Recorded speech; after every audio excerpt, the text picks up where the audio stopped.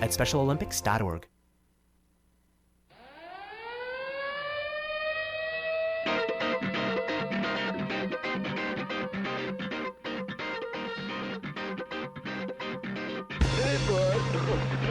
Now it's time for Toker Talk Radio, the voice of the marijuana nation. What are you people? On dope? Where you can toke. I inhale frequently. Or you can talk. I experimented with marijuana and didn't inhale. Or you can toke and talk. 10 federal criminal penalties for possession of up to 1 ounce of marijuana. While we talk about toke on Toker Talk Radio. So, by the way, when it comes to pot, if you're 40 years old, you live in a log cabin in Oregon, you got 12 giant pot plants in your backyard, have a ball. Live from beautiful Portland, Oregon at Rolla J Studios. Hey, this is great. Just not cannabis. Plus your calls live at 971-533-7111. They're walking on their pants with their cap on backwards, listening to Enema Man and Snoopy Poop Dog. What's to keep somebody from getting all potted up on weed and then getting behind the wheel? Gateway theory doesn't work. It's a reality. Holland, is it real? Don't tease me. We're locking up people that take a couple of puffs of marijuana, and the next thing you know, they got 10 years. And now, here's your host, the guru of ganja graphics, the sultan of sativa statistics, and the worst nightmare of a reefer mad prohibitionist. A polite, perspicacious, productive pothead with a propensity for PowerPoint. Radical Russ Belville. Welcome back, everybody. Hour 2, Toker Talk Radio is in effect. The phone lines are open at 971-533-7111. If you feel like asking a question or making a suggestion, having a comment, we're here for you. 971-533-7111. Coming up after the first break, you'll get a bonus.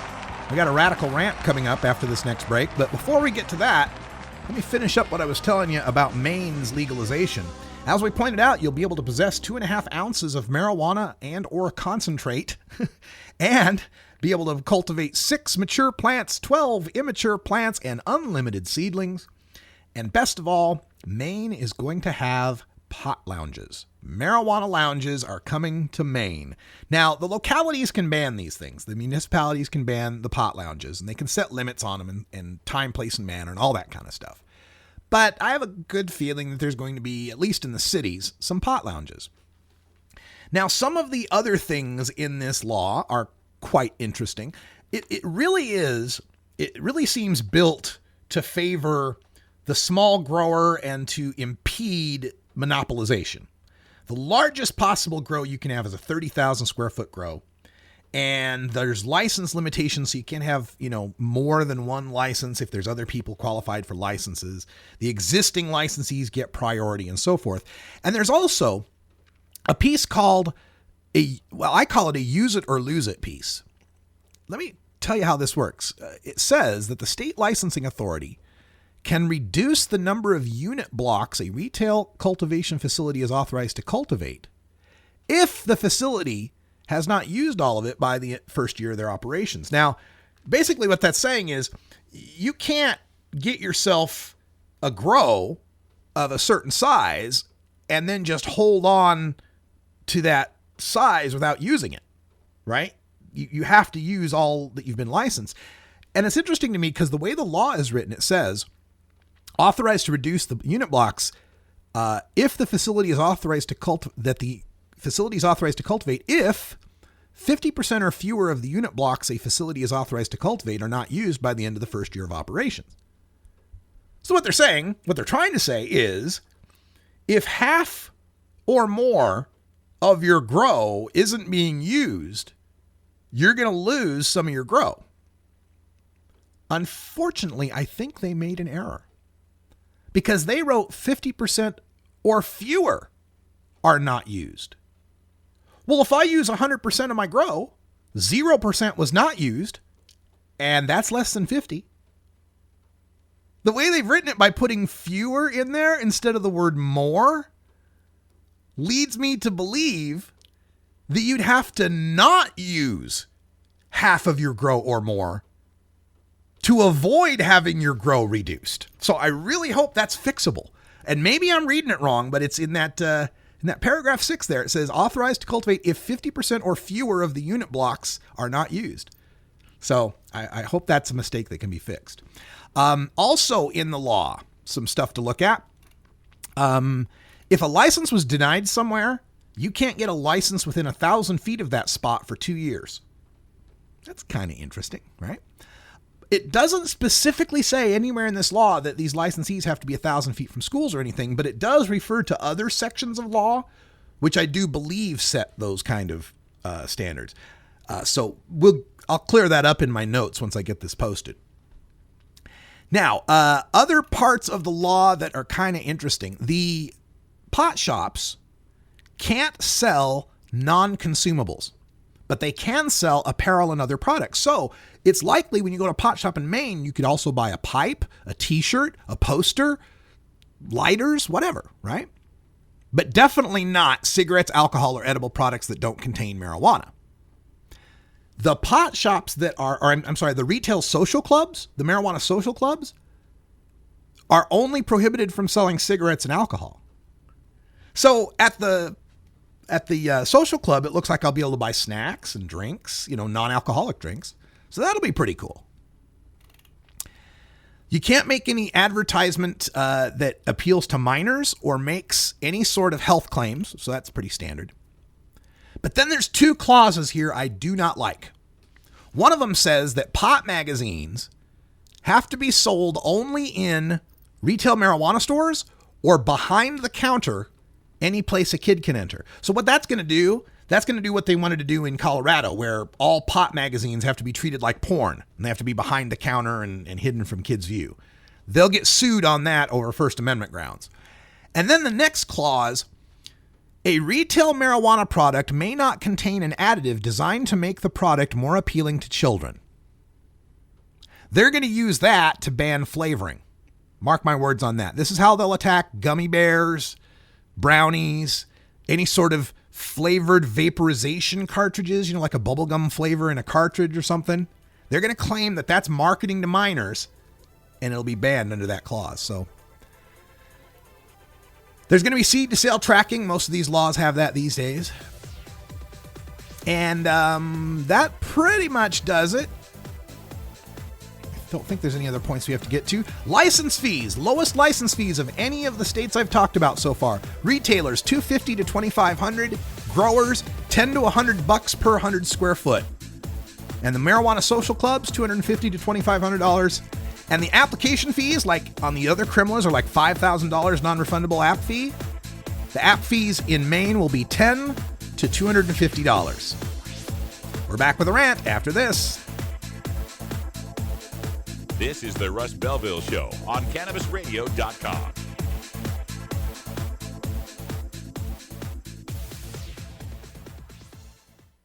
The son of a Polish immigrant who grew up in a Brooklyn tenement, he went to public schools, then college, where the work of his life began, fighting injustice and inequality, speaking truth to power. He moved to Vermont, won election and praise as one of America's best mayors. In Congress, he stood up for working families and for principle, opposing the Iraq War, supporting veterans. Now he's taking on Wall Street and a corrupt political system, funded by over 1 million contributions, tackling climate change to create clean energy jobs, fighting for living wages, equal pay, and tuition-free public colleges. People are sick and tired of establishment politics, and they want real change. Bernie Sanders, husband, father, grandfather, an honest leader, building a movement with you to give us a future to believe in. I'm Bernie Sanders, and I approve this message. Get the latest updates on the Russ Belville Show by following Radical Russ on Twitter and liking the Russ Belville Show on Facebook. Great websites today need expert web design and development and need to be e-commerce ready and mobile friendly. But building a marketable and profitable website can be an uphill climb. Ready to make your new website or replace your existing website? Think Orange as the new way to get in the black. Orange Hill Development works with Fortune 500 companies and offer the same top quality development service at a fraction of what other providers charge. Brands like Absolute, Carlsberg, and Nestea trust Orange Hill Development. Find out why you should trust your website with Orange Hill. Contact Orange Hill for a consultation today at orangehilldevelopment.com.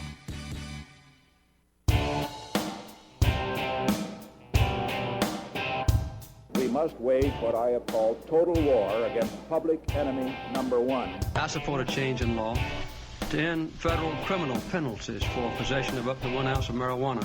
That marijuana, pot, grass, whatever you want to call it, is probably the most dangerous drug. Some think there won't be room for them in jail. We'll make room. I experimented with marijuana a time or two, and I didn't like it and didn't inhale. One major responsibility is to encourage people to use less drugs. Entirely legitimate topic for debate.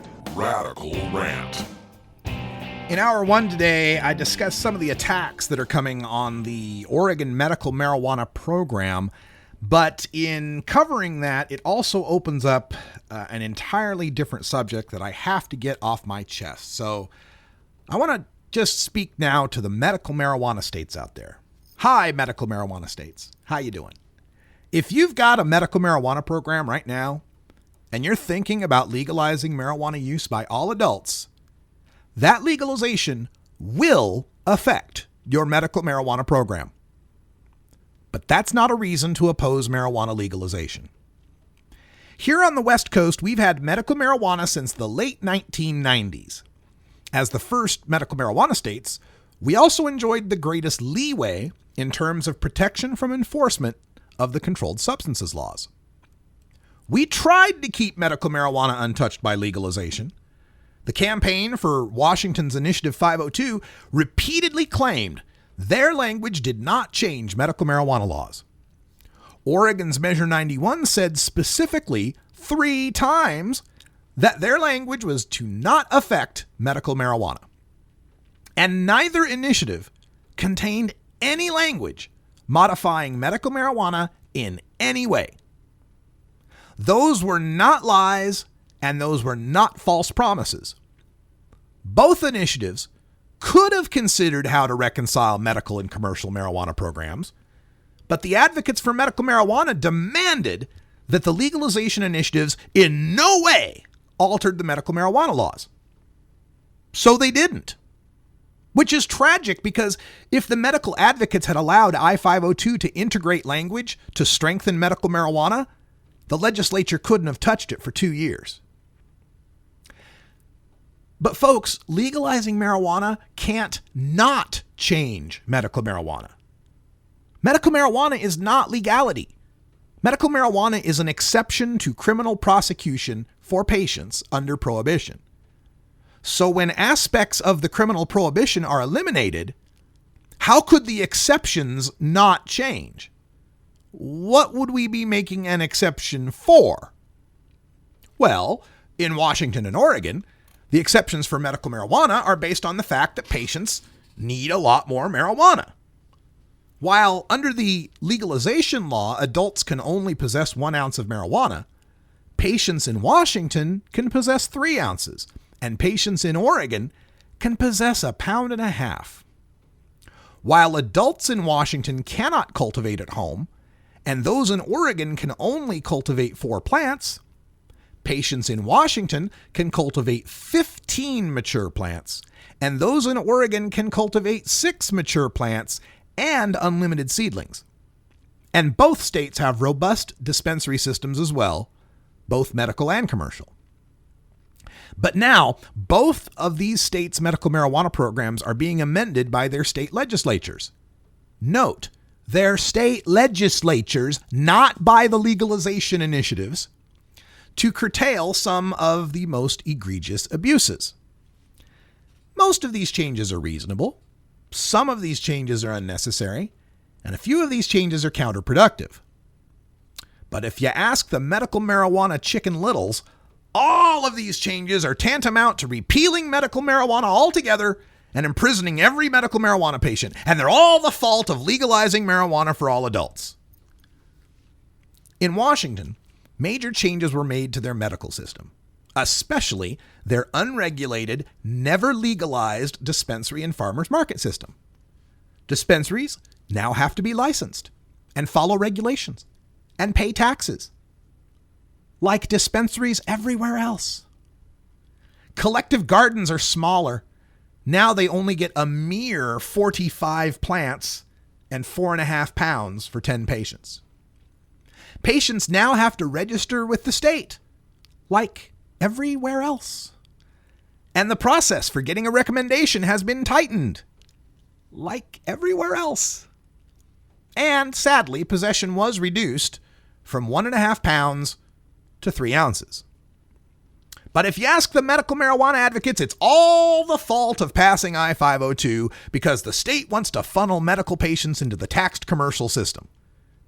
They act as if the legislature never would have done anything in reaction to, naturopaths handing out medical recommendations to healthy 20-somethings attending a rap concert at HempFest, or complaints about the dozens of stinky cannabis plants growing in the neighbor's backyard, or the storefront dispensaries openly flouting the law. Nah, they'd have just let that keep going. That had just kept going. They'd have never touched that. In Oregon, the latest changes to our medical program include a potential increase in third-party grower fees from $50 to $200, restricting medical marijuana cards to Oregon residents only, and we had been the only state to allow non-resident cards, and the elimination of card-stacked gardens in favor of urban and rural gardens with limits of, now get this, 12 plants and 72 pounds in the city, 48 plants and 576 pounds in the country, and double those limits grandfathered in if you've already got a grow larger than that. Yeah, what a hardship. See, folks, this grower fee that they're complaining about, rising from $50 to $200, is what the patient has to pay the state to register another person to grow cannabis for the patient. But folks, it's not the patient paying those fees. In practice, it's the growers covering those fees for the benefit of having a card that allows them to sell excess medical marijuana to dispensaries. And the card-stacked gardens that we used to have, that was when multiple third-party growers who could cultivate 6 plants and possess 1.5 pounds each for 4 patients at a time would then gather a bunch of growers at the same address.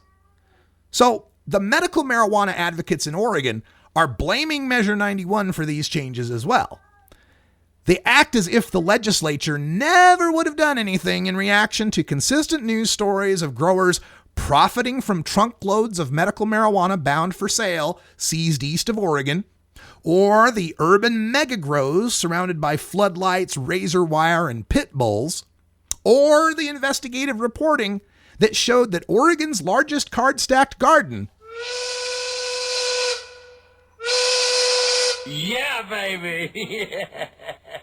that Oregon's card-stacked medical marijuana garden, the largest one, contained 624 mature plants and served 104 patients who all lived in Southern California. Nope, they'd have just let that keep on going. They never would have changed that if legalization hadn't come along.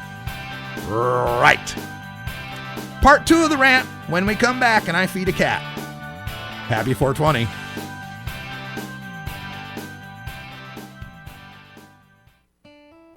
Imagine life without taxes. Let New Era Certified Public Accountants, NewEraCPAs.com, handle your Cannabis 280E and tax strategy. Get your business prepared with New Era CPA's Cannabis Finance Bootcamp. NewEraCPAs.com, with years of experience in the industry, we are one of the nation's leading accounting firms for growers, dispensaries, and ancillary companies from Washington to California. NewEraCPAs.com. The Russ Belville Show reminds you to never smoke and drive impaired. Hang out for a while and share. Get.Buzz. .Buzz is the internet platform that fuels community interest, excitement, and new experiences. .Buzz is the premier online destination for internet users seeking the latest news on a variety of topics. .Buzz appeals to groups active in blogging, communications, journalism, advertising, and marketing. .Buzz offers registrants a stronger alternative to the shrinking namespace of existing top-level domain names, such as .com, .net, and .org. Get your name now at get.buzz. Tokers, there's no good reason to get your dog stoned. While it might not harm them physically, imagine being a dog who already begs for treats all day, and then imagine that dog having the munchies. Not cool. You're tuned into the Russ Belville Show, the voice of the marijuana nation, only on CannabisRadio.com. Dr. Dabber, hurry! Its temperature is shooting past 1,000 degrees Fahrenheit. It's burning up. I'm afraid for this little guy, it's just too late. What caused the problem? Only Dr. Dabber can maintain the perfect temperature for a smooth-tasting, slower burn. This standard vaporizer lost all of its health benefits, sending it up in smoke. So you're telling me that most vapor pens burn so hot they produce smoke, not vapor? Correct. Keep away from those standard vaporizer pens and turn to Dr. Dabber. Doctor's orders. Less heat, more flavor.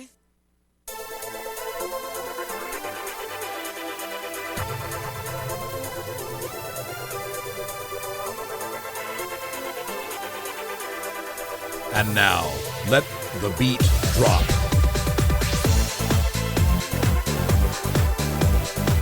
Look, Ma, I'm a DJ. Welcome back. It's 23 after. Radical Russ here at Rolla J Studios. And just a little heads up, I'm going to be cutting out of here early because I have to go attend the MJBA meetup, the December meetup here in Portland, and get some audio for you for the show. So we're going to take out of here a little early, but not before we complete this radical rant. Part 2 here of a rant that I have called West Coast Medical Marijuana Chicken Littles Blame Legalization for Cutbacks. And I just got through telling you about how Oregon and Washington have suffered, if you can call it suffering, these cutbacks to their medical marijuana programs. And they're blaming it on legalization when the fact is that it was the excesses of medical marijuana that caught the attention of the legislatures and demanded that they made these changes. It was, you know, the naturopaths handing out recommendations to all the 20-somethings trying to watch the Cottonmouth Kings at Hempfest. Those are the kind of things that catch a legislature's eye. The massive number of dispensaries in Seattle when the law never authorized any dispensaries. In Oregon, the massive grows within the city limits with razor wire and floodlights and pit bulls and the stench of dozens of flowering cannabis plants. The truckloads of marijuana that are caught in Idaho and Utah coming from Oregon, making their way east. I mean, all of these things have an effect. And for the people on the medical marijuana side to continue blaming legalization for their problems is a serious deflection from the self-introspection they should take to understand why people perceive of medical marijuana the way they do. They often come back to me and they say, oh, the abuses are small and rare and it's all blown up by the cops and the media and blah, blah, blah. Yeah. So that doesn't change what people's perceptions are. Now, I can sit here and talk to them day after day after day and tell them all these stories about sick and disabled patients who are doing this right and how most people are doing fine in this program and not abusing it. And then the next day there'll be a hash oil explosion by some idiot that's unlicensed. And the day after that, there'll be a medical marijuana grow that's busted that's got 4 or 5 times the number of legal plants they're supposed to have. Hell, we have stories in the Oregonian openly talking about how Travis Maurer illegally grew marijuana plants in the state of Missouri, got convicted of a felony for it when they found the plants hidden in false walls in his home. And then the story goes on to talk about how he then, on probation, came to Oregon, became a medical marijuana grower, and did the same damn thing, grew a shit ton of plants to make a shit ton of money, to use that to legalize Oregon. How do you think that plays? Not just in Oregon, but nationwide, for the legitimacy of medical marijuana. So I've got these people demanding, these medical marijuana advocates demanding that I raise the hue and cry about how the poor, vulnerable patients will be devastated by these changes. Now look, I'm not in favor of adding more restrictions to medical marijuana. It's been working just fine for most of these people, and most of these people need it the way it is. But it's also real difficult to crank up the outrage machine when even with these changes, Pacific Northwest medical marijuana patients have it better than patients almost everywhere in the United States. How exactly Do I get regular non-medical marijuana or just non-marijuana folks to get worked up about a Washington patient having to see a real doctor to verify a serious condition and register with the state for the privilege of triple the adult possession limits, the right to grow that adults don't get, an exemption from the taxes that the other adults have to pay, when patients in every other state with medical marijuana have to do just that, and many people in many other states don't even have medical marijuana? How do I paint that as a big sacrifice, as a huge devastation to the program? How exactly do I get regular non-marijuana folks to get worked up about an Oregon grower being limited to planting only a dozen cannabis plants that can yield legally up to 6 pounds per plant in his backyard in the middle of the city, when half the medical marijuana states don't allow any personal cultivation, and most of the rest allow far fewer than 6 plants and 1.5 pounds of possession per patient? Now, the next battleground, of course, is California, where they have just finally passed medical marijuana regulations. Finally, after 18 years of unregulated chaos. Now, I'm personally glad they passed those regulations before legalization happens, only so it'll be harder for the medical marijuana advocates to blame legalization for reining in the excesses of California. Harder, yeah, but not impossible. See, already, as medical marijuana advocates there review the most likely initiative to pass, that Sean Parker initiative submitted, the Adult Use of Marijuana Act, they're already blaming the passage of the recent medical marijuana laws on the legislature's desire to regulate the system in advance of legalization's inevitable passage. Jeez, it seems like we can't even think about legalizing marijuana, lest medical marijuana be inconvenienced. Those advocates are already calling for the defeat of the Sean Parker initiative for various reasons. But the most ludicrous reason to me is rejecting legalization because it contains a new open container violation that is a $250 fine. I've literally read complaints that said, with such a violation, it would be impossible for a medical marijuana patient to consume while in a moving vehicle. Really? They want me to attack a legalization plan because it doesn't allow a person to smoke pot in a moving car. And it would require someone to put their weed in the trunk or behind the back seat. I got to go out and get people worked up about that. They even warn that medical marijuana patients simply riding in the car with marijuana on their person would be arrested and jailed for that open container, which is impossible given the fact that the punishment is just a $250 fine.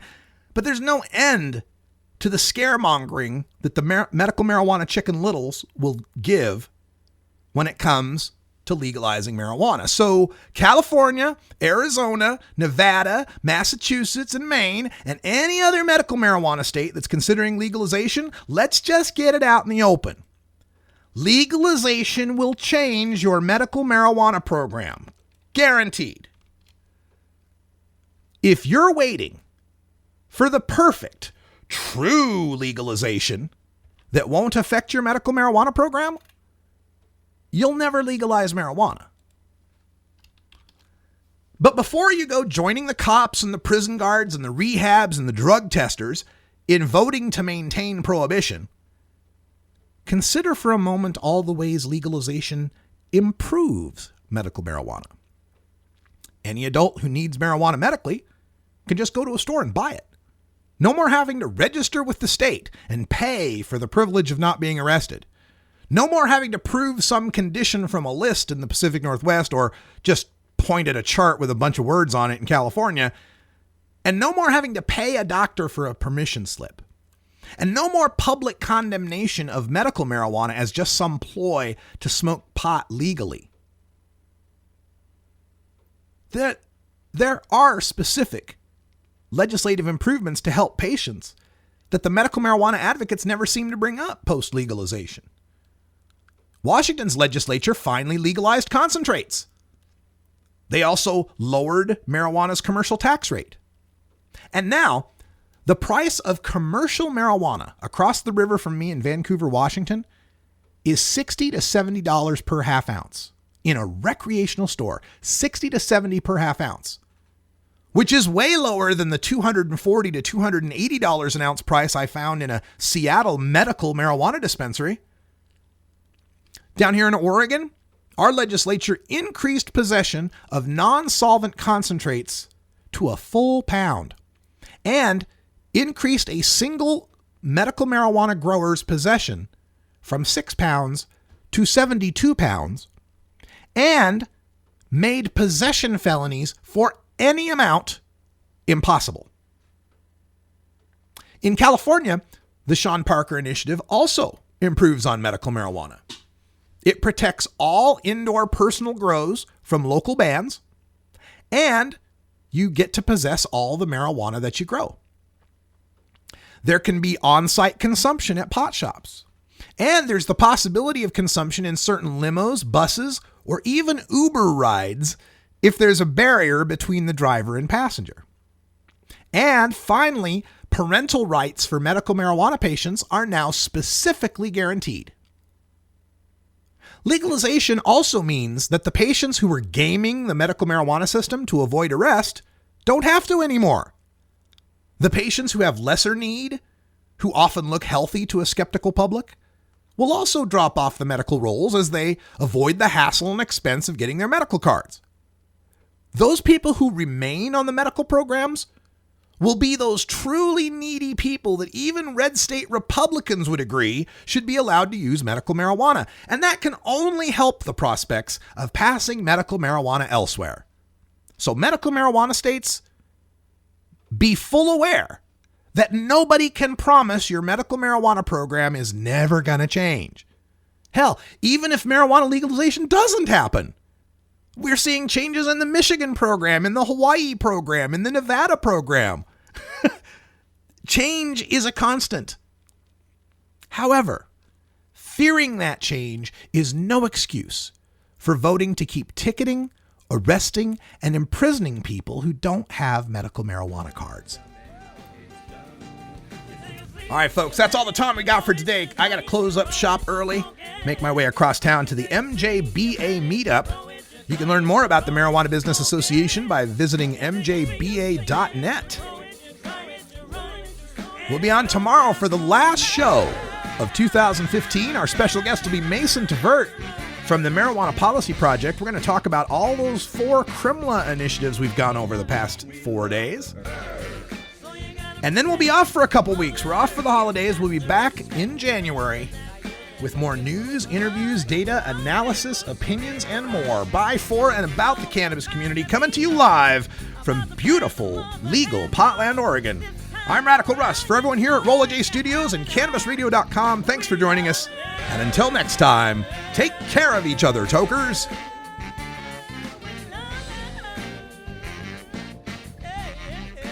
This is the Russ Belville Show. The Russ Belville Show is blogging and podcasting daily at RadicalRuss.com. You take a seed, you plant it, you grow it, you dry it, you roll it, you smoke it. You take a seed, you plant it, you grow it, you dry it, you roll it, you smoke it. You take a seed, you plant it, you grow it, you dry it, you roll it, you smoke it, and it goes down smooth. Hey!